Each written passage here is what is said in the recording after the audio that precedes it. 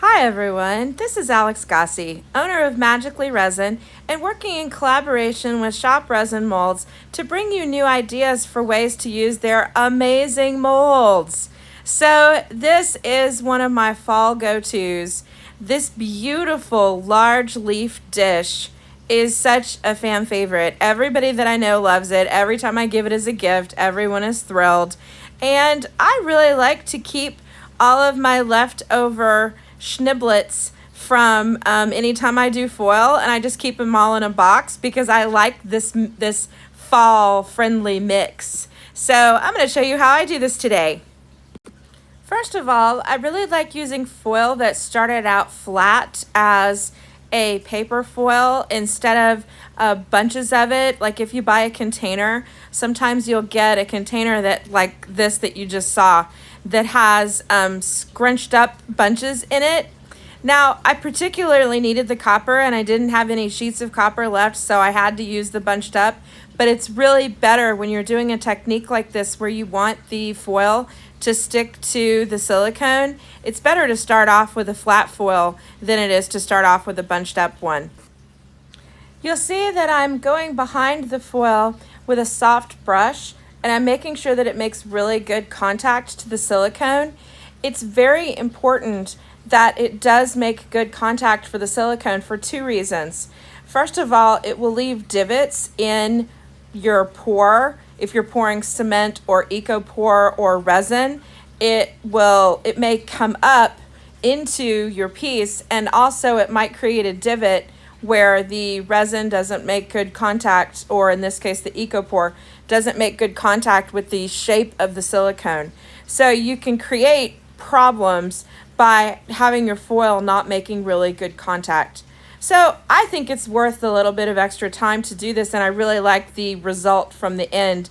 It also gives the foil a really nice sheen, being really flat.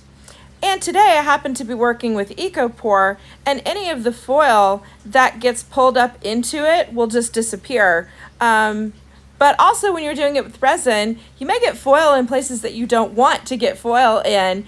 And I just think it's a good idea to put in that extra bit of effort to make sure that that foil makes really super good contact with the silicone. And I go back and check it as well. So here I'm mixing in my EcoPore, and all it is EcoPore and water, super easy. And I do so many pours with this. I make so much stuff with this EcoPore that I basically just do it I eyeball it. But all of the information is on the Just For You Online UK website for all the measurements, and it's also on the container if you get a bottle of or box of a container of EcoPore. I think it's a really cool product. It's fun, and it's fast cure, which is great. But I think it's perfect for so many of these Shop Resin molds because it lends itself to a very porcelain feel, like pottery, and that's absolutely what I was going for today with the leaf. So there are lots of ways that you could have done this, and you probably could have done it with resin, and that would be pretty too. Basically, it would be exactly the same way, except you would replace what I'm doing here with, you would mix your 2-part epoxy and all of that. Plenty of other videos on the Shop Resin Molds YouTube demonstrating me using resin. It's actually far more common than me doing this. So I want to make sure that it's nice and mixed up and really, really smooth and no bumps and no bubbles or anything like that before I put it into the mold. I'm adding a splash of bronze paint to this as well. It's acrylic paint from Arteza, and I will have all of the ingredients or materials that I used in the listing below, because I like to try all kinds of different things, but I particularly like some acrylic paint, and so far every acrylic paint I've tried with this works just fine. Basically, you're creating just a little bit of marbling, but I got more of it on the stick than I did in the EcoPore. So I had to do a little bit of, if my aim had been better, then it would have just gone into the EcoPore, but instead I had to kind of get it off the stick and then be delicate, because you don't want to mix it up too much to get a really good marble effect. You just want to do it enough. And I feel like I got a really nice marble effect with this pour, but it's fun to experiment with. And probably I could have mixed it in less and the marble effect would have been better, but I feel really good about the way this turned out. So all that is just a bronze acrylic paint, and any color acrylic paint would be fine. I liked that this had, the acrylic paint had a metallic sheen in it, and that it was a very pronounced different color from the white, so that the marble would be very obvious. Now, this mold has places where it catches bubbles. So I started the pour purposefully in the place where it is the most likely to catch bubbles.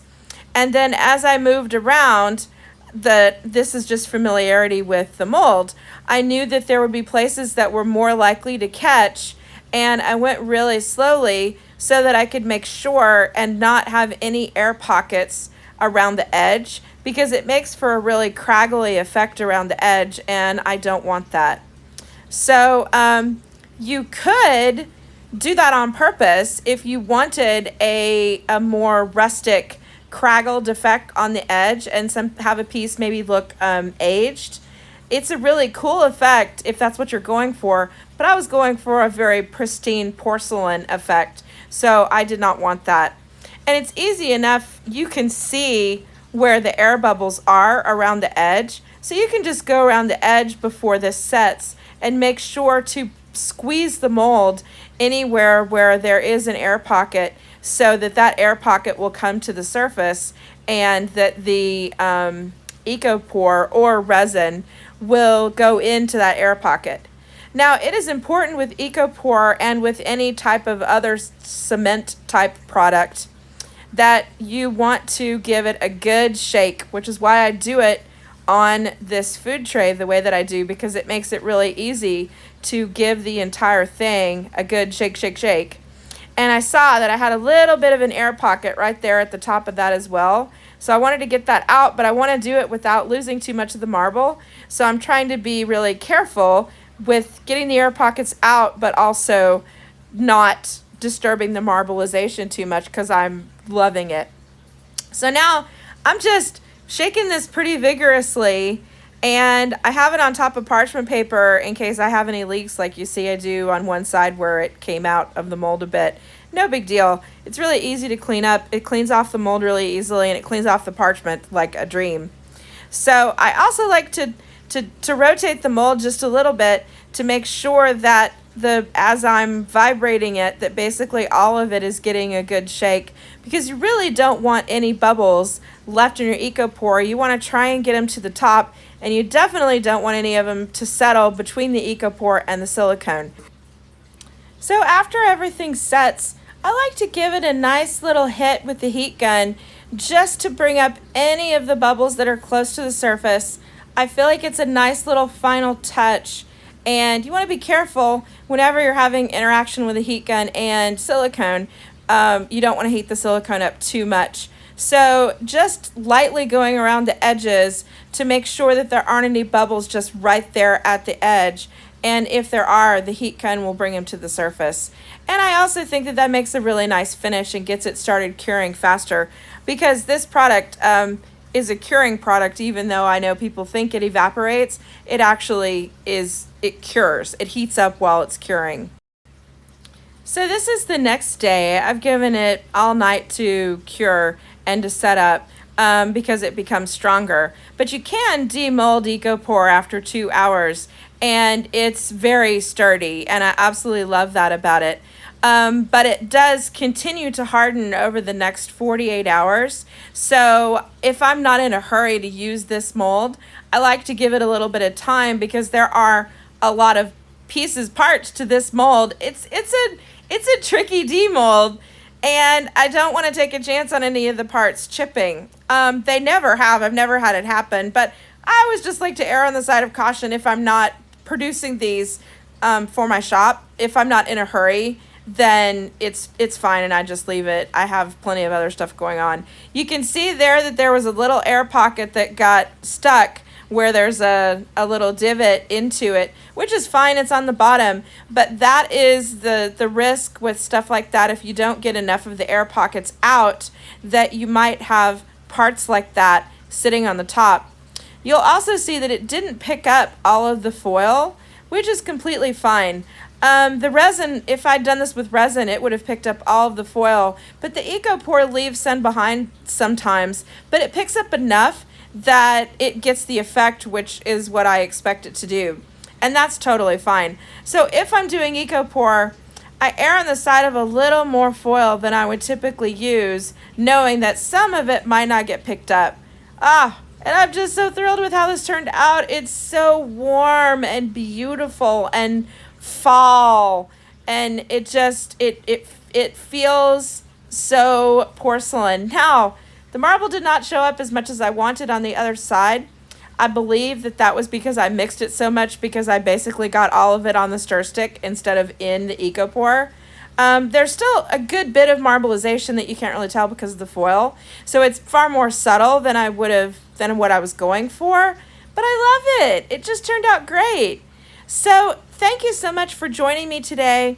I'm thrilled to be able to bring you these videos. I would love to hear any of your comments or questions, and feel free to follow me on Instagram. I am Magically Resin everywhere, and I love, love, love my Shop Resin molds. Thanks, everybody. Have a fantastic day.